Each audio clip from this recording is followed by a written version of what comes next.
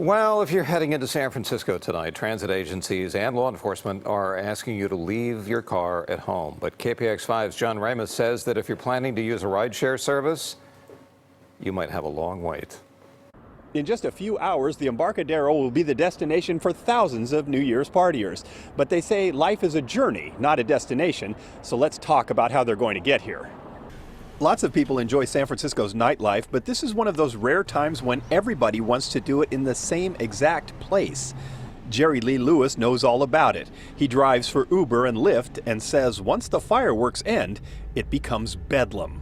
Everybody's like ants. They're just like someone stepped in a pile of ants and they just disperse, go in different directions. That's why it doesn't make much sense to attempt to drive here. And most transit agencies in the Bay Area are offering free rides starting at 8 p.m. and extending service into the early hours of the morning. This is one of the busiest nights of the year for Muni as it tries to accommodate hundreds of thousands of riders. Buses, trains, and cable cars will all be operating until 5 o'clock in the morning. So if you want to avoid that crowd and that push to get back home, we'll still be offering that free service.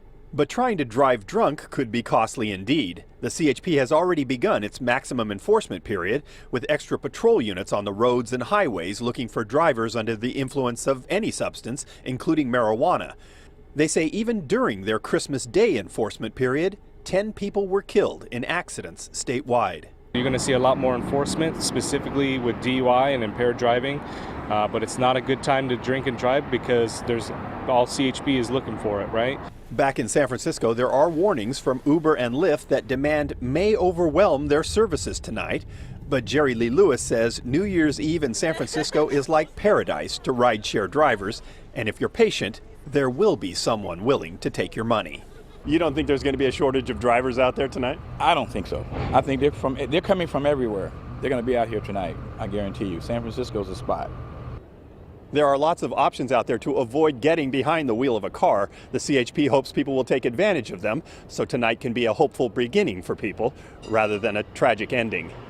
In San Francisco, John Ramos, KPIX 5. We have posted a complete list of New Year's Eve transit options on KPIX.com. Meanwhile, commuters will be paying more for some transit services starting tomorrow. AC Transit is raising its Transbay fare by 50 cents. Cable car rides will cost $1 more, and BART is raising fares by 10 to 40 cents, depending on how far you're going.